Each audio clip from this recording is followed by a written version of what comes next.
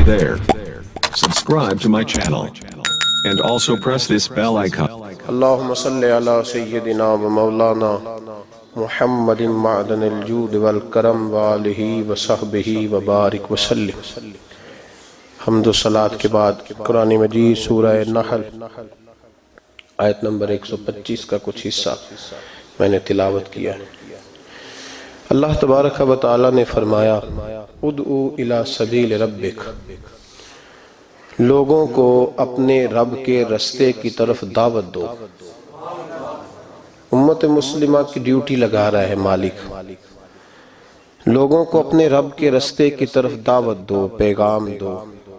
کس طرح دو؟ بالحکمہ، حکمت کے ساتھ اللہ کی طرف بلاؤ، والموعظۃ الحسنہ، اور اچھی نصیحت کے ساتھ لوگوں کو اپنے رب کا رستہ دکھاؤ۔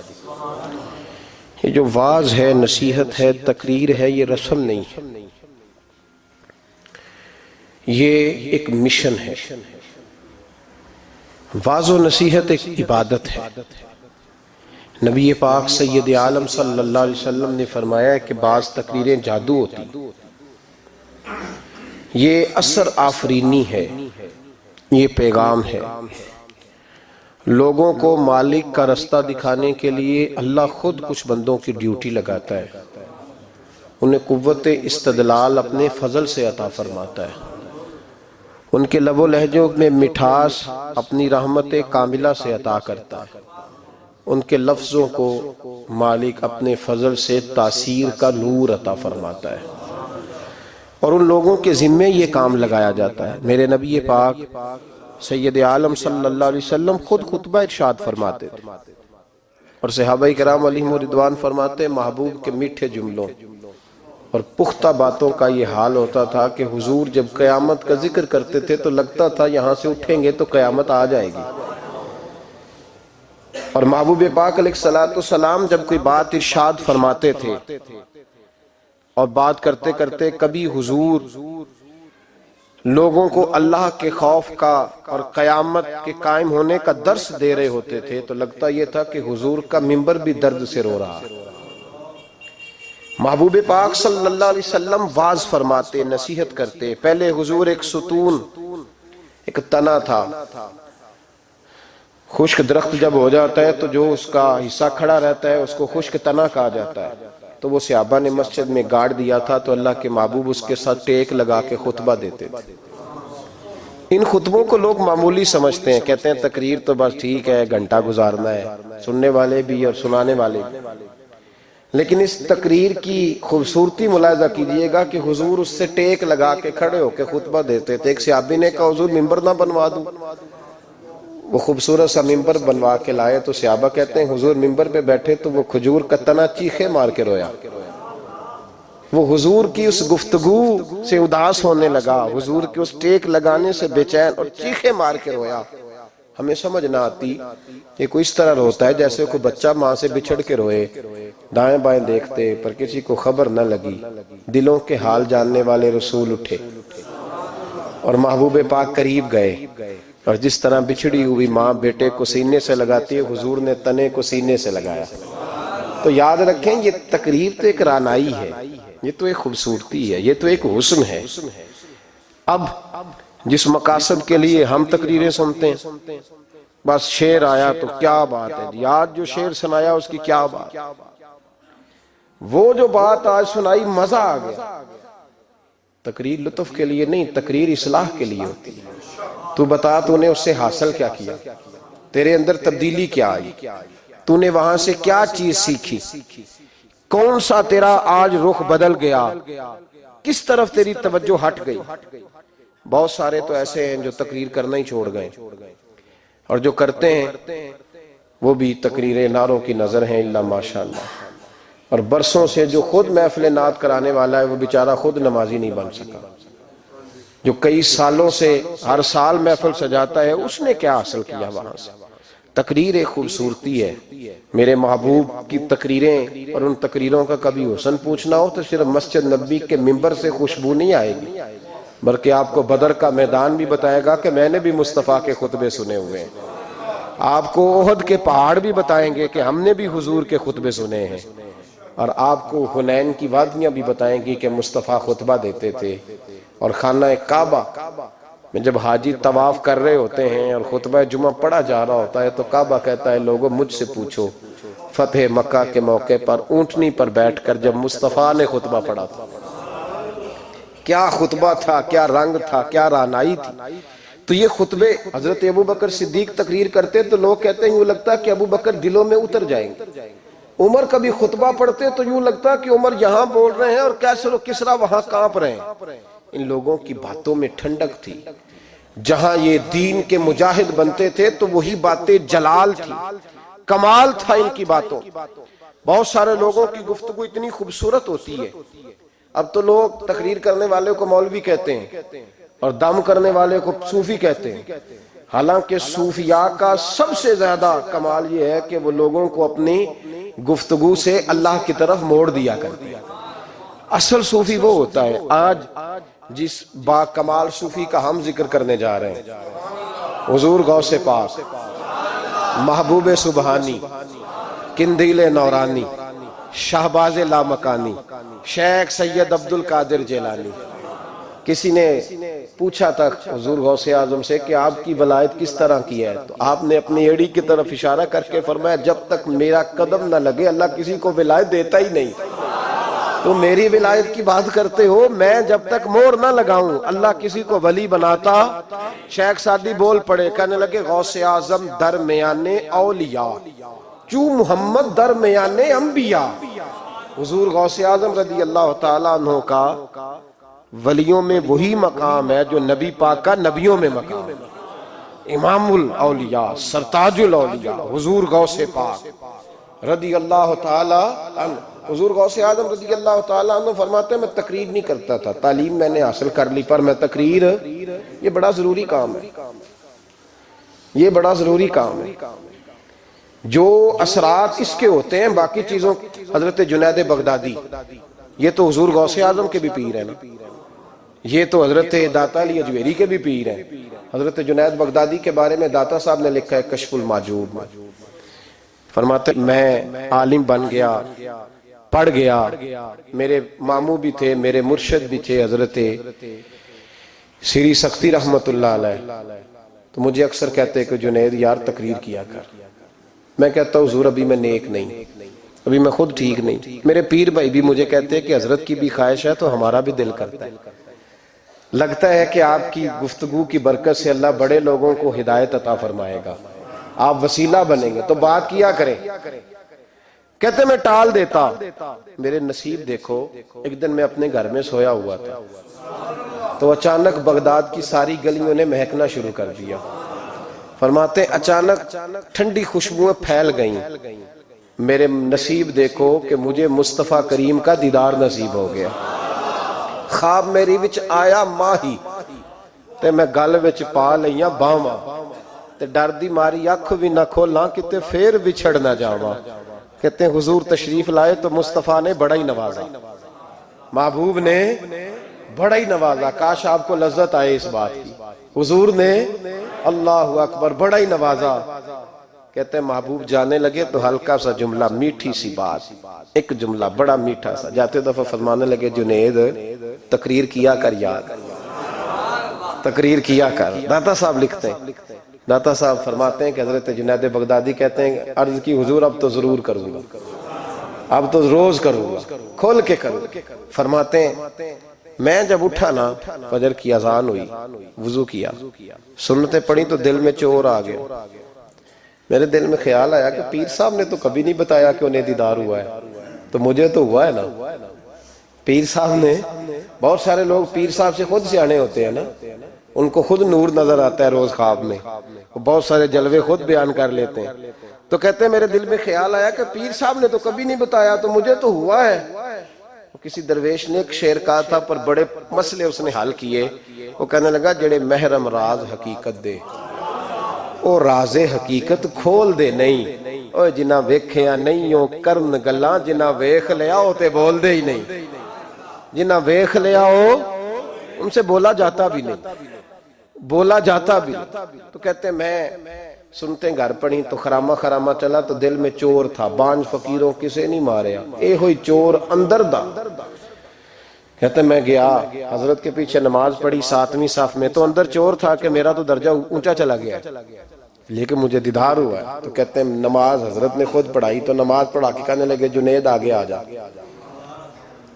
فرماتے ہیں میں 3ری صف میں آ گیا تو کہنے لگے چل یار تھوڑا اور نیڑے آ جا۔ کہتے ہیں میں قریب جا کے نا پہلی صف میں بیٹھا تو کہنے لگے ادھر آ میرے ساتھ بیٹھ۔ کہتے ہیں میں ان کے ساتھ بیٹھ گیا، حضرت کے ساتھ۔ یہ بھی کسی نصیبوں والوں کو نصیب ہے نا۔ کہتے ہیں میں ساتھ بیٹھ گیا مرشد کے، تو شیخ تسبیح رول رہے تھے، ادھر دیکھنا میری طرف، تسبیح پھیر رہے ہیں، اور تسبیح پھیرتے پھیرتے نا اچانک آنکھ اٹھائی اور میری طرف دیکھ کے کہنے لگے اب تقریر کرو گے نا؟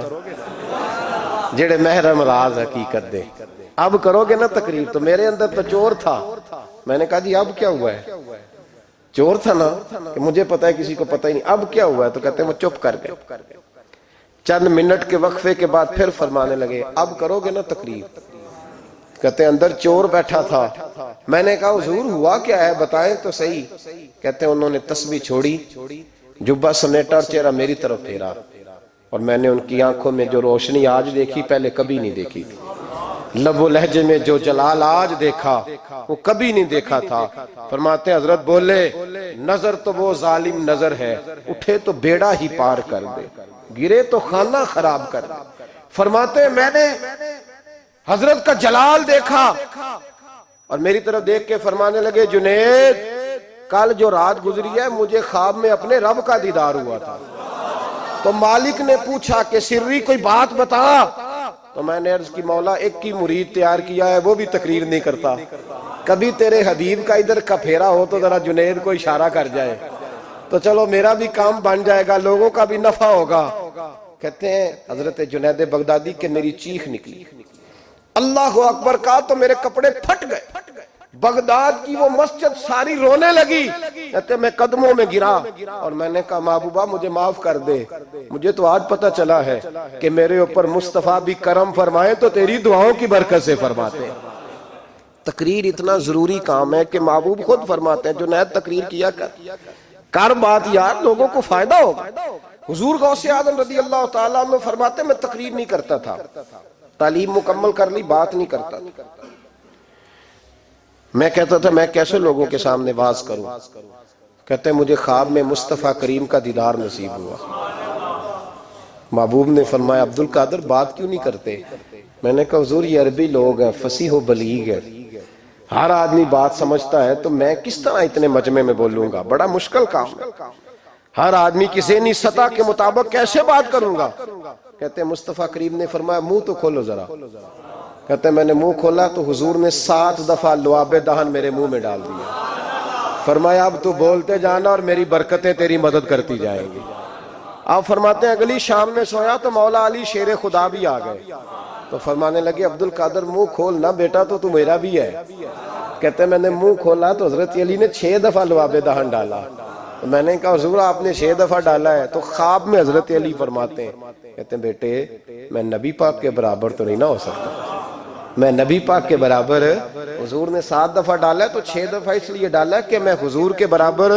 صحابہ تو خواب میں بھی آ کے کہتے ہیں ہم نبی کے برابر نہیں، تو کیسے نبی کے برابر بن گیا؟ وہ تو خواب میں بھی آ کے کہتے ہیں کہ ہم حضور کے برابر، تو زندگی میں دعوے کرتا پھرتا ہے۔ حضور غوث اعظم فرماتے ہیں بس پھر چھوٹی سی مسجد، اور اس میں نے تقریر شروع کی، میں اکیلا ہی چلا تھا جانب منزل مگر، پھر لوگ ملتے ہی گئے، پھر کارواں بنتا گیا۔ فرماتے ہیں چھوٹی سی مسجد، پھر مسجد بڑی ہوئی، پھر مجمع بڑھ گیا۔ فرماتے ہیں پھر جامع مسجد، پھر مجمع وہاں بھی کم پڑ گیا، پھر بغداد کی عیدگاہ وہ بھی بھر گئی تو صحرا میں جا کے خیمے لگ گئے۔ کہتے ہیں تقریر ہوتی تو ہزاروں کا مجمع، ہزاروں کا۔ ملا علی قاری کہتے ہیں غوث اعظم کے اجتماع میں 70 ہزار لوگ شریک ہوتے تھے، ہزاروں علماء کاغذ قلم لے کے بیٹھے ہوتے تھے کہ غوث پاک جو باتیں بیان کریں گے تفسیری نقطے ہم نے نوٹ کریں، اور حضور غوث اعظم کو اللہ نے یہ کمال دیا تھا، کمال، یہ آپ کی کرامت تھی کہ بغیر سپیکر کے بولتے تھے، جیسی سمجھ پہلے والے کو آتی تھی ویسی آخری والے کو آیا کرتی تھی۔ آج نا کرامت کی بات آتی ہے تو بندے چھپنے لگ جاتے ہیں، کہتے ہیں نہیں نہیں یہ نہیں ہو سکتا، بڑا مدافعانہ سا عمل، بڑا شرمندہ سا لب و لہجہ جی وہ غوث پاک۔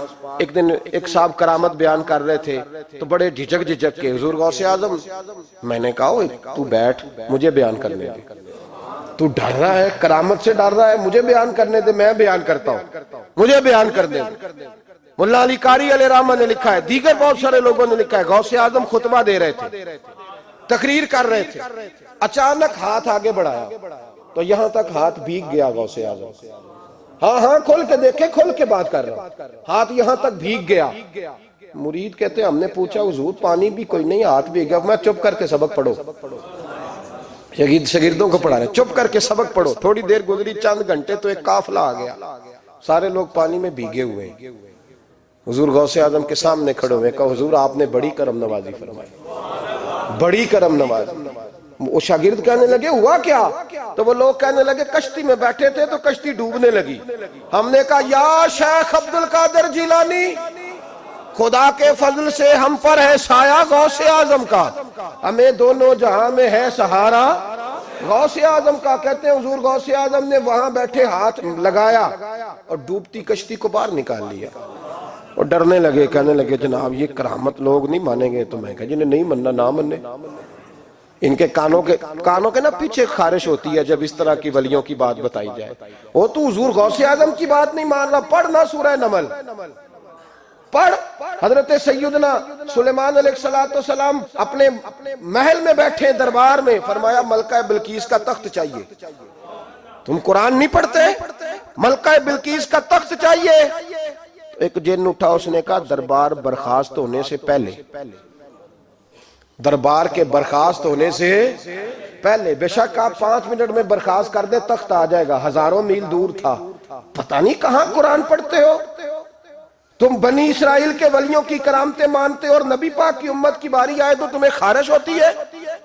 شرمندہ شرمندہ سا لب و لہجہ، ہمارا لب و لہجہ شرمندہ نہیں، اس لیے کہ ہم تو جیتے اور زندہ ہی ولیوں کے نام کی برکت سے ہیں، ہمارے لب و لہجے میں تمہیں شرمندگی نہیں ملے گی، ہم اس طرح بیان نہیں کرتے کہ کوئی کیا کہے گا تو بچ بچ کے جملے۔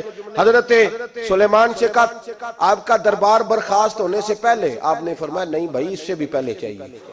ایک اٹھا، عندہ علم من الکتاب، جس کے پاس کتاب میں سے کچھ علم تھا، پورا علم نہیں تھا اس کے پاس، کتاب میں سے۔ حضرت آصف بن برخیہ تو کہنے لگے حضور میں نہ لے آؤں، تو میں کب لاؤ گے؟ انہوں نے کہا پلک جھپکنے سے نہ، اگر سارے بولے تو لطف آئے گا، پلک جھپکنے سے پہلے۔ آپ نے فرمایا چل لا کے دکھا، پھر آیا کہ نہیں؟ بولے آیا نا۔ حضرت آصف بن برخیہ وہاں سے گئے کہ وہیں رہے؟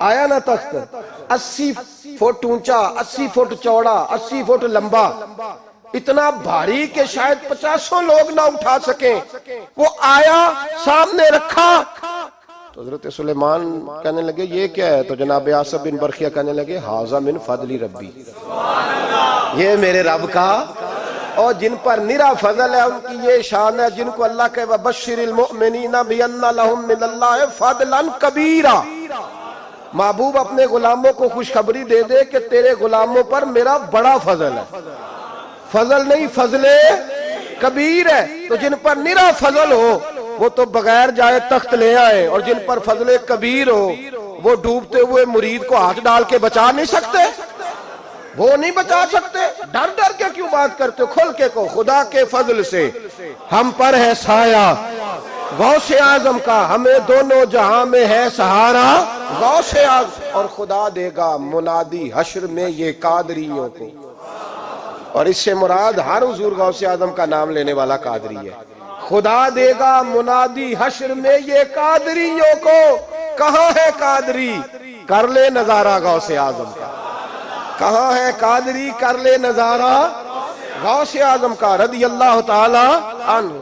اور جمیل قادری 100 جان سے ہو قربان مرشد پر، یا حضرت کے خلیفہ تھے جنہوں نے لکھا ہے، کہتے ہیں جمیل قادری 100 جان سے ہو قربان مرشد پر، بنایا جس نے مجھ جیسے کو بندہ غوث اعظم کا، بنایا جس نے مجھ جیسے کو بندہ غوث اعظم کا، حضور غوث اعظم کی کرامات کا تو یہ حال ہے کہ ملا علی قاری کہتے ہیں تواتر ہے کرامتوں میں، اور کہتے ہیں لکھتے وقت سوچتے ہیں کون سی لکھیں کون سی چھوڑیں، کون سی لکھیں، اور ایک عیسائی مسلمان دونوں جھگڑا کر رہے ہیں، غوث اعظم گزر رہے ہیں، جھگڑا ہو رہا ہے۔ عیسائی مسلمان سے کہتا ہے ہمارے نبی عیسیٰ علیہ السلام نے مردے زندہ کیے، تمہارے نبی نے بھی کو کیا تو بتاؤ۔ مسلمان پڑھا ہوا نہیں تھا، حالانکہ نبی پاک نے بڑے مردے زندہ کیے، پڑھا نہیں تھا، بتا نہ سکا۔ غوث اعظم کے کان میں آواز گئی تو جا کے عیسائی کا بازو پکڑ کے جھنجھوڑا، فرمانے لگے کیا کہا تم نے؟ میرے مصطفیٰ نے مردہ زندہ کیا تو بتاؤں؟ فرمایا تو نبی پاک کی چھوڑ، میں غلاموں کا غلام ہوں، میں غلاموں کا غلام ہوں، مجھے بتا کون سا مردہ زندہ کرنا، تو چھوڑ حضور کی بات نہ کر، میں غلاموں کا غلام ہوں، مجھے بتا کون سا مردہ زندہ کرنا ہے۔ پرانی قبر پہ لے گیا، کہنے لگا جی اگر نہ ہوا تو؟ غوث اعظم فرمانے لگے جو تو کہے گا وہ میں کروں گا۔ تو کہنے لگے اگر ہو گیا تو؟ اگر تو غوث اعظم کہنے لگے نہ میرے خانقاہ پہ جھاڑو دینا، نہ میرے برتن مانجنا، نہ میرے گھر کا سودا لانا، اگر زندہ ہو گیا تو بس میرے نبی کا کلمہ پڑھ جانا، بس میرے رسول کا کلمہ پڑھ جانا۔ اللہ اکبر۔ اس نے جو سب سے پرانی قبر تھی نا، وہ کہتا ہے یہ ہمارے دادا نے بھی نہیں دیکھا تھا بندہ کون ہے، اس قبر پہ کھڑا ہو کہنے لگا اس کو زندہ کرے۔ تو غوث اعظم رضی اللہ تعالیٰ عنہ قبر کے سرانے کھڑے ہوئے تو دعا کرنے لگے، کہنے لگے مولا اپنے لیے نہیں تیرے رسول کے لیے۔ پھر فرمایا قم باذن اللہ، اٹھ اللہ کے حکم کے ساتھ۔ ایک عورت کلمہ پڑھتی ہوئی کھڑی ہو گئی، کھڑی ہو گئی، اور کھڑی ہو کے اس نے پہلا جملہ کہا تو کمال کر دی، کہنے لگی میرے نصیب دیکھو میں بنی اسرائیل کی تھی، عبد القادر تیرے صدقے جاؤں، تو نے مجھے کھڑا کیا ہے تو اللہ نے مجھے مصطفیٰ کا کلمہ پڑھنے کی توفیق دے دی، تیرے قربان جاؤں عبد القادر تیری کیا بات ہے۔ اب وہ بندہ دوڑ دوڑ کے غوث اعظم کے قدموں میں آیا، فرمانے لگے نا کلمہ میرے مصطفیٰ کا پڑھنا ہے، حضور کا غلام بننا ہے۔ تو بھائیو حضرت شیخ عبد القادر جیلانی، حضور غوث اعظم رضی اللہ تعالیٰ عنہ، معمولی بات نہ سمجھنا، حضور غوث اعظم رضی اللہ تعالیٰ عنہ فرماتے ہیں میں قدم نہ لگاؤں تو اللہ ولایت ہی نہ دے، میں قدم نہ لگاؤں تو اللہ ولایت نہ دے۔ ایک آدمی سے حضور غوث پاک ناراض ہو گئے، ایک شخص نکل جا میرے آستانے سے، دعا منگیا کرو سنگیو، کتے مرشد نہ رس جاؤ، جنہ دے پیر رس جاندے، وہ جیوندے بھی وہ مرے ہی رہن، چل دوڑ جا نکل جا۔ وہ کہتا ہے میں 300 ولی کے پاس گیا ہوں، 300، ہر ایک سے کہا میرے لیے دعا کرو، تو وہ کہنے لگے جسے عبد القادر دھتکار دے، اس کو کوئی سینے سے لگا سکتا؟ چل واپس چلا جا۔ آ کے قدموں میں بیٹھ گیا، کہنے لگا سونے معاف کر دے۔ فرمانے لگے تو نے دیر کر دیا، میں تو کب سے معاف کیے بیٹھا ہوں، تو نے دیر کی آنے میں تو رسول اللہ کا غلام ہوں، اور حضور نے معاف کرنا سکھایا ہے۔ حضور غوث پاک واز کرتے، نصیحت کرتے، اور چونکہ نہ شہرت کے لیے، نہ مال کے لیے، نہ نوٹوں کے لیے، اس لیے غوث اعظم جب تقریر کرتے نا، ایک دن بغداد میں بارش شروع ہو گئی، خطاب ہو رہا تھا، لوگ بکھرنے لگے تو دو جملے غوث پاک کے، کہنے لگے یا اللہ تو دلوں کے بھید جانتا ہے، اگر بندے میں نے اپنی ذات کے لیے اکٹھے کیے ہیں تو تیز بارش برسا، دوڑا دے سارے، اور اگر تیرے لیے اکٹھے کیے ہیں تو پھر بھی تیری مرضی، رکھنے ہیں تو رکھ، بھیجنے ہیں تو۔ حضرت یحییٰ کہتے ہیں سارے بغداد میں بارش ہوتی تھی، پر جہاں غوث اعظم کی محفل ہوتی تھی وہاں کوئی نہیں ہوتی تھی، وہاں کوئی نہیں ہوتی۔ غوث اعظم تقریر کرتے کبھی کبھی وجد آتا تھا۔ وجد کس کو کہتے ہیں؟ وجد کبھی کبھی آپ کہتے نہیں کہ میرے رونگٹے کھڑے ہو گئے، لوں کنڈے کھڑے ہو گئے، پھر کبھی کبھی کہتے ہو یار پتہ نہیں کیا ہوا آج تو آنسو رکتے نہیں تھے، اسی کو وجد کہتے ہیں۔ اسی کو، یہ ایک کیف ہے، ایک مستی ہے جو چڑھ جاتی ہے، ہر جگہ چڑھتی، کہیں کہیں چڑھ جاتی ہے، اور کمال ہو جاتا ہے جب چڑھ جائے، پھر مزہ آ جاتا ہے۔ نہ انکار کریں اج میراں، اج موسم بڑا سہانا، مستی دا اج می برسا دے، نہیں پیاس دا کوئی ٹھکانا، تیرے کول اتر پرانا تے ساڈا درد بھی بڑا پرانا، تے میرا ہس ہس ٹال نہ سانو اسی پیتیوں باج نہیں جانا۔ کبھی کبھی ایک ماحول ہوتا ہے نا، کبھی کبھی حضور غوث اعظم وجد میں آتے تھے، کبھی کبھی اللہ کی دریائے رحمت کو بھی کبھی کبھی جوش آتا ہے۔ اور میرے حبیب فرماتے ہیں وہ پہلے آسمان پر نزول جلال کرتا ہے جو اس کی شان کے لائق، اور فرماتا ہے بندو مانگ لو جو مانگو گے میں دے دوں گا۔ میرے محبوب کے دریائے رحمت کو بھی جوش آتا تھا، حضور فرماتے تھے آج پوچھو جس نے جو پوچھنا ہے پوچھو، حضور فرمایا کرتے تھے۔ ایک دن حضرت ربیہ بن کعب سامنے کھڑے ہیں تو میں سال یا ربیہ، ربیہ جو دل کرتا ہے مانگ لے تیرا نبی تجھے دے دے۔ کبھی کبھی دریائے کرم جوش میں، تو غوث اعظم کو کبھی کبھی جوش آتا تھا۔ ایک دن تقریر کرتے کرتے کرتے کرتے جذبات میں آ گئے، جوش میں، یوں نظر اٹھائی تو حضرت خضر گزر رہے اوپر سے، اور جوش جذبات میں فرمانے لگے او بنی اسرائیل کے ولی ذرا نیچے تو اتر، ذرا محمد عربی کے غلام کی بھی چند باتیں سن کے جاؤ، آج تجھے سناؤں رسول اللہ کے غلام کس طرح کے ہوتے ہیں۔ حال میں وجد میں کیف میں تھوڑی دیر گزری تو تڑپنے لگے، مجمع پہ سکوت طاری، لوگ سمجھ نہیں رہے ہو کیا رہا۔ ایک آپ کے خلیفہ تھے حضرت علی بن ہیتی، وہ دیوار کے ساتھ ٹیک لگا کے سو رہے تھے، سارا مجمع دم بخود ہے یہ کیا ہونے لگا، غوث پاک اٹھے، تقریر وہیں رہ گئی، علی بن ہیتی کے پاس جا کے یوں ہاتھ باندھ کے کھڑے ہو گئے اور دیر تک نبی پاک پہ درود پڑھتے رہے۔ ان کی آنکھ کھلی تو وہ بھی روئے، غوث اعظم بھی روئے، دعا ہو گئی، جلسہ ختم۔ غوث پاک سے تو پوچھنے کی طاقت ہی نہیں تھی نا کسی کی، ان سے کون پوچھے، لوگ حضرت علی کے پاس، حضرت علی بن ہیتی رحمت اللہ علیہ، حضور یہ کیا ہوا ہمیں سمجھ نہیں آئی۔ آپ فرمانے لگے تمہیں کیا بتاؤں، تم کسی معمولی پیر کے ماننے والے نہیں ہو، میں آج غوث اعظم کی محفل میں بیٹھے بیٹھے ہی مدینے پہنچ گیا ہوں اور مجھے رسول اللہ کے جلوے نظر آنے لگے ہیں، پر میرے شیخ کا کمال دیکھو، جو میں خواب میں دیکھ رہا تھا عبد القادر ظاہری آنکھوں سے نظر فرما رہے ہیں، ظاہری آنکھوں سے، عالم وجد میں، کیف میں، سرور میں۔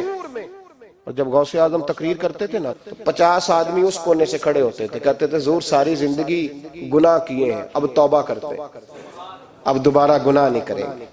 اس کونے سے 15 کھڑے ہوتے تھے، حضور ڈاکے ڈالے ہیں ساری عمر، اب توبہ، آپ کی بات نے دل بدل دیا ہے، اللہ نے توفیق ہدایت دے دی۔ ادھر سے 10 کھڑے ہوتے، حضور سود کا دھندا، چوری کا دھندا، آج کے بعد توبہ۔ ایک بزرگ تھے حضرت یحییٰ بن نجا ان کا نام تھا، وہ کہتے ہیں میں نے سوچا روز بندے توبہ کرتے ہیں، آج میں گنوں نہ کہ ایک محفل میں کتنے کرتے ہیں، آج گنوں نہ۔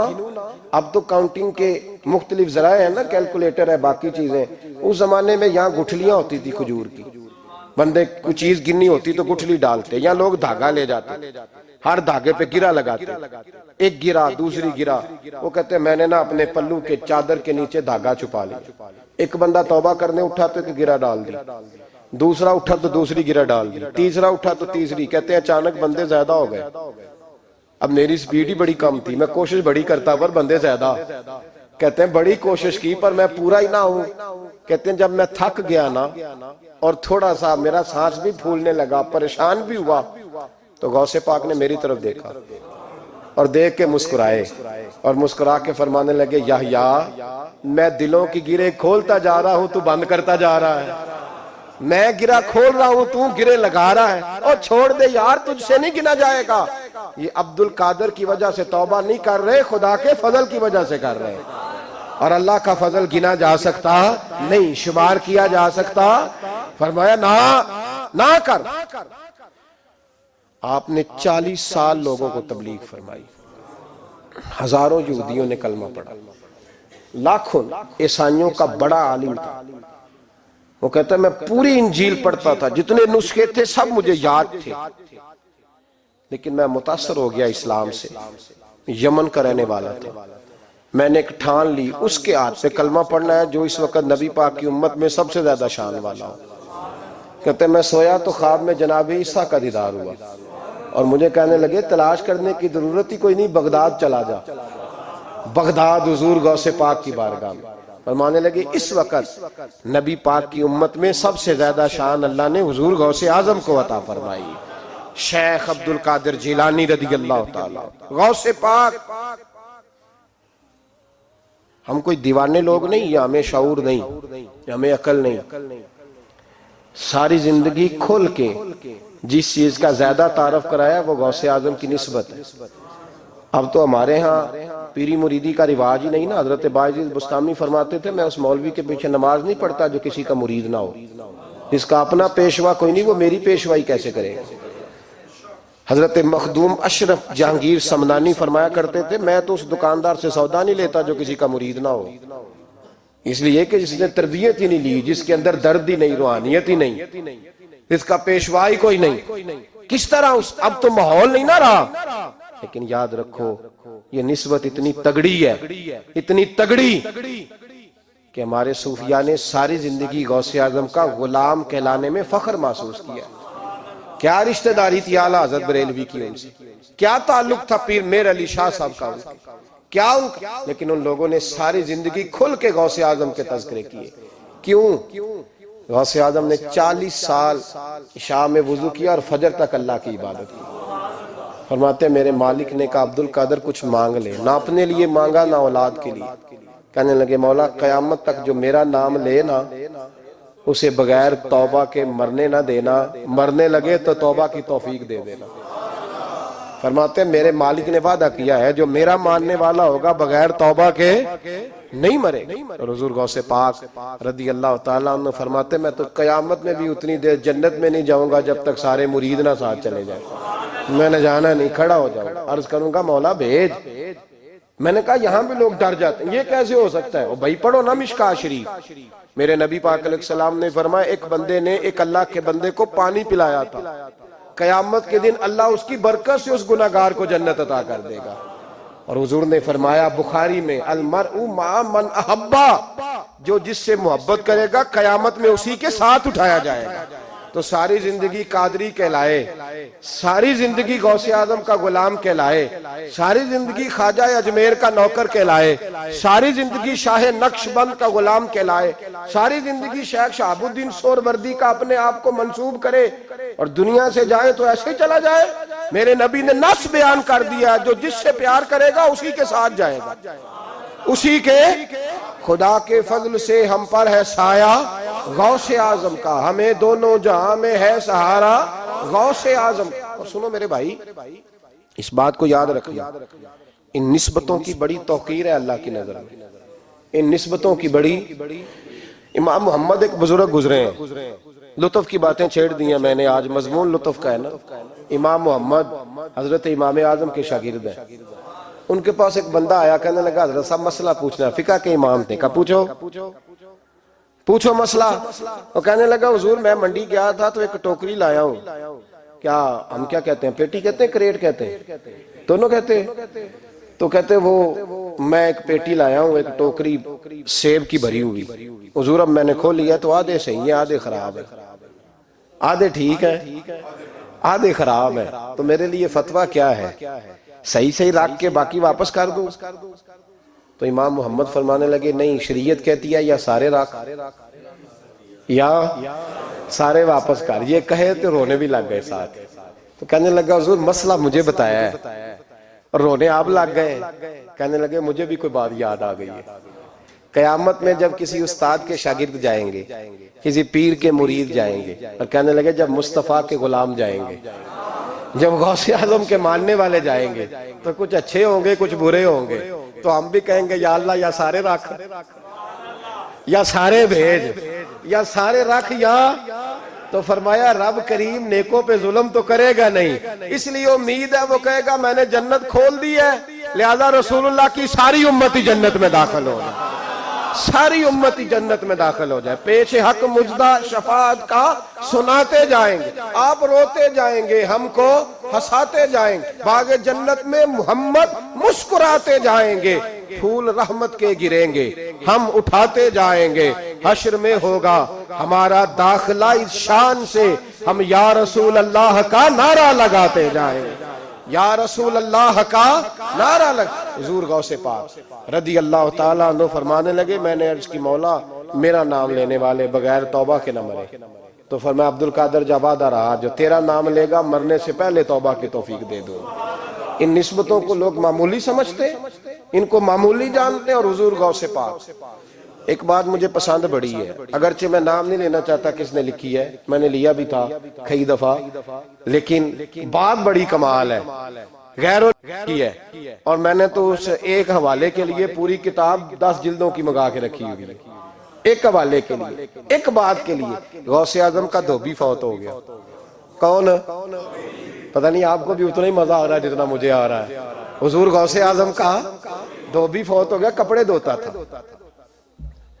تو بعد میں اس دھوبی کو کسی نے خواب میں دیکھا تو پوچھا کیا بنا؟ تو کہنے لگے کچھ بھی نہیں. فرشتے نے آ کے پوچھا من ربو کا، رب کون ہے؟ تو میں نے کہا میں تو غوث پاک کا دھوبی ہوں. اس نے پوچھا ماں دینوں کا، تیرا دین کیا ہے؟ تو میں نے کہا میں غوث پاک کا دھوبی ہوں.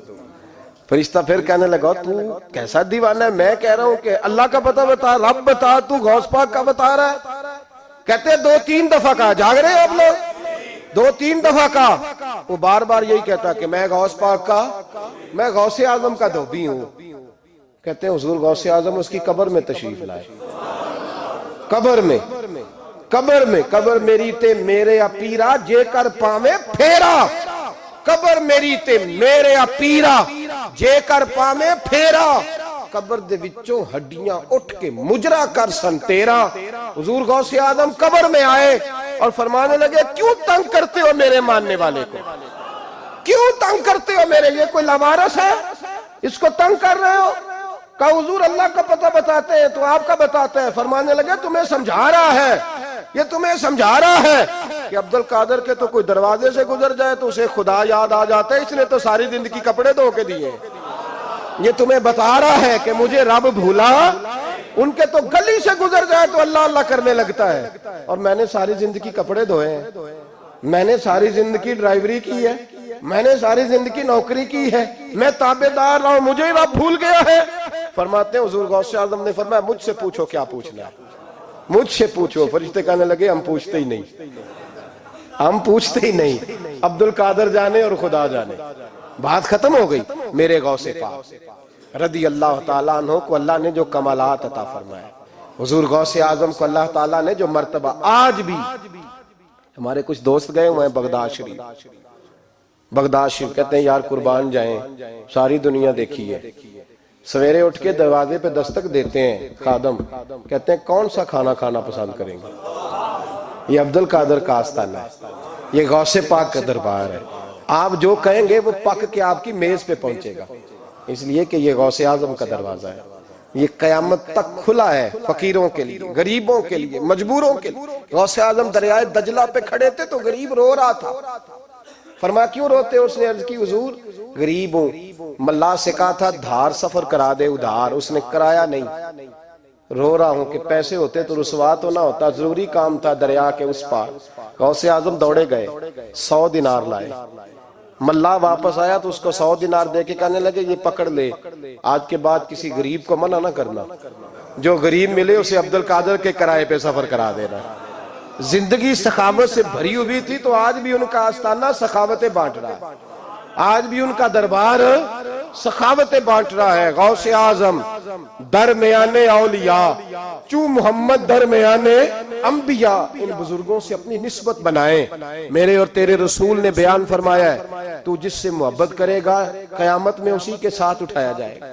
کھل کے پیار کر اللہ کے ولیوں سے، شرم کر کے نہیں، جھچک کے نہیں، تھوڑا کر لیا تو تھوڑا نہیں جی ہم ماننے والے ہیں، ان کی تعلیمات پہ چلنا چاہیے. او بھائی تعلیمات بڑی ضروری ہیں پر ان سے عشق کھل کے کرنا چاہیے، ان سے محبت کھل کے کرنی. اور وضاحت کر دوں، ہم یہاں ہیں وہ بغداد میں ہیں تو وضاحت کر دوں. ترغیب و ترہیب میں حضرت ابو ذر غفاری کی حدیث ہے، عرض کرنے لگے یا رسول اللہ صلی اللہ علیہ وسلم ایک آدمی کسی قوم سے پیار کرتا ہے، ان سے ملا بھی نہیں، ان کی طرح کا بنا بھی نہیں، کوشش کی لیکن ویسا ہوا بھی نہیں، حضور اس کے لیے کیا حکم ہے؟